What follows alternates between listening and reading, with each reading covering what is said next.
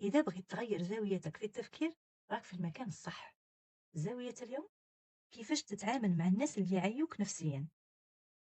كاين ناس كل ما تهضر معاهم تحس روحك عييت، ما ضربوكش وما غلطوش معاك، بصح كي تهضر معاهم تحس روحك ثقيل والمورال تاعك تبدل وعييت. علاش يصرا كيما هاك؟ أنا اليوم غادي نفهّمكم علاش.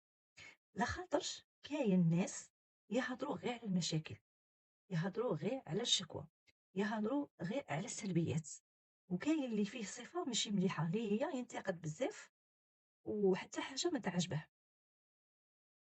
وأحيانًا كاين ناس اللي تلقى فيهم اللي يبغي يدخل في حياتك وفي قراراتك، وهنا تجي الغلطة اللي تقريبًا كاع نديروها، خاصةً مع أقرب الناس لينا، وهي أنه نظنوا باللي الحل الأفضل والمثالي هو قطع العلاقة والتواصل تمامًا مع أي واحد يعيينا، بصح ماشي دايمًا هذا هو الحل الصح. علاش؟ لخاطرش كيما قلت من قبل في هادو الناس كاين ناس اللي قراب وعندك احتكاك يومي معاهم، كيما في الدار، كيما في الخدمة، كيما في الدراسة، كيما في الحياة اليومية بصفة عامة.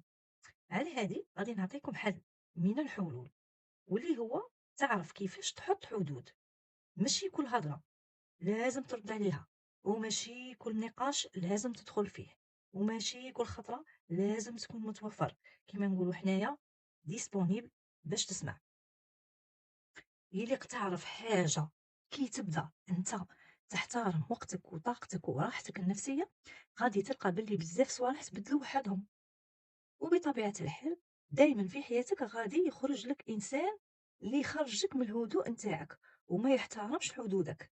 هنايا من حقك تنقص الاحتكاك بيه، بصح ماشي تقطع العلاقة. وهذه ماشي أنانية ولا هروب، هذه سموها الاهتمام براحتك النفسية قبل كل شيء وقبل أي شخص، وسموها احترام لروحك وراحة بالك. قولوا لي في التعليقات واش هي أكثر صفة في إنسان تقدر تعييك نفسيا.